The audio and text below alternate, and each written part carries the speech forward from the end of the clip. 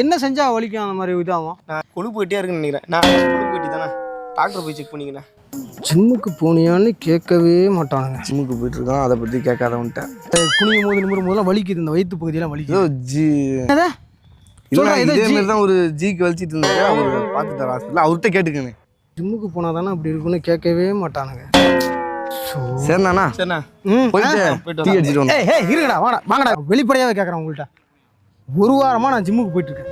Status வைக்கிறேன், story வைக்கிறேன், எல்லாமே வைக்கிறேன். நீங்களும் பார்க்குறீங்க, லைக் பண்ணுறீங்க. ஏன்னா ஜிம்முக்கு தான் போறேன்னு கேட்கறதுல உங்களுக்கு என்னடா அப்படி குறைஞ்சி போகுது? அண்ணா கேட்காததுக்கு முன்னாடி இம்மா பில்டப் கொடுக்குற, என்ன கேட்டுருந்தா என்ன பில்டப் கொடுத்துருப்பா? நல்லா இருக்கேன்டா. நல்லா இருக்கியா? என்னண்ணா ஃபிட்டா இருக்கா? ஜிம்முக்கு ஏதாவது போறியாண்ணா? தம்பி டீ சாப்பிட்றியா? டீ பிரியாணி ஏற்றி சாப்பிட்றியா? நீ ஏதாச்சும் சாப்பிடணும்டா.